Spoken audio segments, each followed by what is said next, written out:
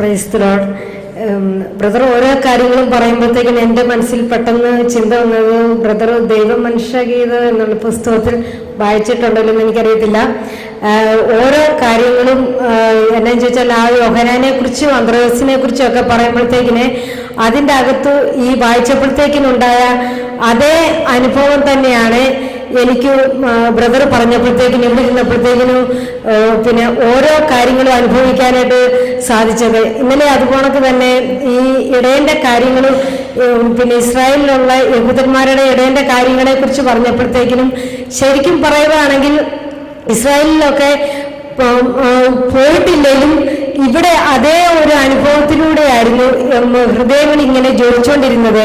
അതിങ്ങനെ മനസ്സിലിങ്ങനെ കാണുന്നത് പോണക്ക് ഉണ്ടായപ്പോഴത്തേക്കിന് തോന്നി, എന്നാൽ എനിക്ക് വന്നാൽ ആ ഇസ്രായേലിൽ പോയി അല്ലെങ്കിൽ ഹോളി ലാൻഡിലൊക്കെ പോയി ഒക്കെ ഒന്ന് കണ്ടാൽ കൊള്ളാമെന്നുള്ള വലിയൊരു തീക്ഷ്ണതയും ദാഹവും, ശരിക്കും പറയുകയാണെങ്കിൽ ഈശോയുടെ വലിയൊരു ദൈവാനുഭവം ആ സമയങ്ങളിലൊക്കെ അനുഭവിക്കാനായിട്ട് സാധിക്കുകയൊക്കെ ഉണ്ടായി. ഇന്നത്തെ ആണെങ്കിൽ തന്നെയാണേലും പിന്നെ ഈ മാതാവിനെ കുറിച്ച് പറഞ്ഞപ്പോഴത്തേക്കിന് ആദവും ഹവ്വായുടെയും ആ സംഭവങ്ങളൊക്കെ പറഞ്ഞപ്പോഴത്തേക്കിന് ഞാൻ നേരത്തെയൊക്കെ കരുതിയിരുന്നത് ആദവും ഹവ്വായും നരകത്തിലേക്ക് പോയി എന്നുള്ളതാണ്. ഇപ്പോഴാണ് എനിക്കതൊരു പുതിയ ഒരു ബോധ്യങ്ങളിലേക്ക് ശരിക്കും ആ പഴയ അവസ്ഥയിൽ നിന്ന് പുതിയ ഈശോ യഥാർത്ഥത്തിൽ കടന്നു വന്നുകൊണ്ട് എല്ലാവരെയും രക്ഷിക്കപ്പെടുവാൻ വേണ്ടിയിട്ടാണ് ഈ ഭൂമിയിൽ കടന്നു വന്നത്. ഞാൻ കൂടുതലും ഈ പഴയ നിയമമൊക്കെ വായിക്കുമ്പോഴത്തേക്കിനും ഉൽപ്പത്തിയുടെ തൊട്ട് വെളിപാട് വരെ വായിച്ചിട്ടുണ്ടെങ്കിലും എനിക്ക് ശരിക്കും ഈ പഴയ നിയമത്തിലെ ഭാഗങ്ങൾ വായിക്കുമ്പോഴത്തേക്കിനും ഭയങ്കരമായിട്ടുള്ള ഒരു ബുദ്ധിമുട്ടൊക്കെ ആയിരുന്നു.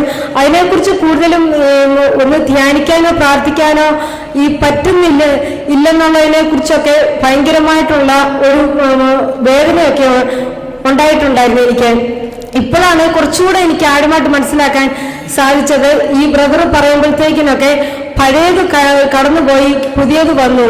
ഈ ഒരു പുതിയ നിയമത്തിലൂടെയൊക്കെ ആണേലും കൂടുതലായിട്ടൊക്കെ പ്രാർത്ഥിക്കുമ്പോഴും ധ്യാനിക്കുമ്പോഴത്തേക്കിനൊക്കെ ഈ കുർബാനയുടെ മുൻപിൽ ഇരുന്ന് പ്രാർത്ഥിക്കുമ്പോഴത്തേക്കിനൊക്കെ വചനത്തെക്കുറിച്ച് ആഴമായിട്ട് പഠിക്കുവാനായിട്ടൊക്കെ കൂടുതലായിട്ടൊക്കെ ആഗ്രഹിച്ച് ദാഹിച്ചുകൊണ്ടാണ് പ്രാർത്ഥിച്ചുകൊണ്ടൊക്കെ ഇരുന്നത്. ഇപ്പോൾ എനിക്ക് ആണേലും ഇപ്പോൾ ഇനിയും ഒക്കെ ആണേലും ഈ പുതിയ നിയമത്തിലൂടെ ആ ക്രിസ്തുവിന്റെ വലിയ ഒരു സ്നേഹവും അനുഭവവും പരിശുദ്ധ കന്യാമറിയത്തിന്റെ ആണെങ്കിൽ തന്നെ ആണെങ്കിലും ആ പഴയ ആ തോൽക്കുടങ്ങൾ മാറ്റിയിട്ട് പുതിയ ഒരു തോൽക്കുടങ്ങളിലെ വീഞ്ഞായിട്ടാണ് നമ്മൾ ഓരോരുത്തരും മാറേണ്ടതും സ്വീകരിക്കേണ്ടതും.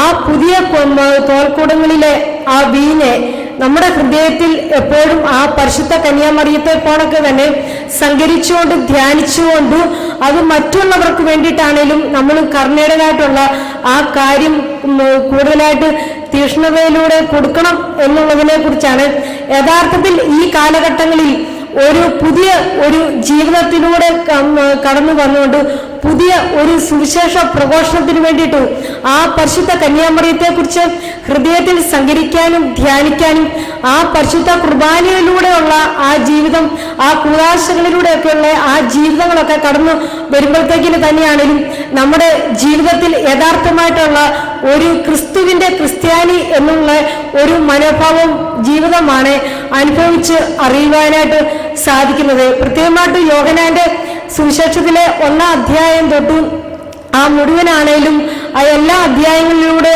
ആണേലും ഒരു പുതിയ ഒരു വീഞ്ഞായിട്ടാണ് അവിടുന്ന് സ്വീകരിക്കേണ്ടതും അവിടുത്തെ അത് നമ്മുടെ ജീവിതങ്ങളിലേക്കാണേലും ഒരു പുതിയ വെളിച്ചവും പുതിയ പ്രകാശവുമാക്കി ഈ മാറ്റേണ്ടത് എന്നുള്ളതിനെ കുറിച്ച് വലിയ ഒരു അനുഗ്രഹവും കൃപയുമാണ് ഈ ദിവസങ്ങളിലായിട്ട് ബ്രദറിൽ നിന്നും കൂടുതലായിട്ട് ഈ കിട്ടുവാനായിട്ട് സാധിച്ചത്. ഞാൻ ചിന്തിക്കുകയായിരുന്നു, ഈ കാലഘട്ടങ്ങളിലെ ഒരു പ്രവാചകനായിട്ട് സുവിശേഷ പ്രഘോഷത്തിന് വേണ്ടിയിട്ട് കർത്താവ് ഏറ്റവും കൂടുതലായിട്ട് തെരഞ്ഞെടുത്തിരിക്കുന്ന ഈ തോമസ് ബ്രദറിനെ കർത്താവ് കൂടുതലായിട്ട് ദൈവം അനുഗ്രഹിക്കട്ടെ. ഇതിലൂടെ തന്നെ ഇനിയുമുള്ള കാലഘട്ടങ്ങളിലാണേലും ക്രിസ്തുവിന്റെ ആ രണ്ടാമത്തെ വരവിന് വേണ്ടിയിട്ടുള്ള കാലഘട്ടങ്ങളിലും ഈ തോമസ് ബ്രദറിനെ ഏറ്റവും കൂടുതലായിട്ട് ദൈവം അനുഗ്രഹിക്കട്ടെ, പരിശുദ്ധാത്മാവിന്റെ കൃപ ധാരാളമായിട്ട് കിട്ടട്ടെ എന്ന് സമർപ്പിച്ചുകൊണ്ട് ഞാൻ പ്രാർത്ഥിക്കുന്നു. ആദത്തിനും സന്തതികൾക്കും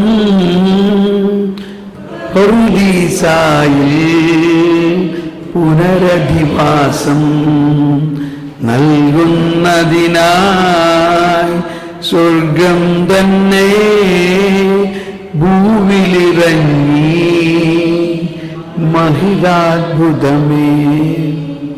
അടുത്ത ആൾ വരാം.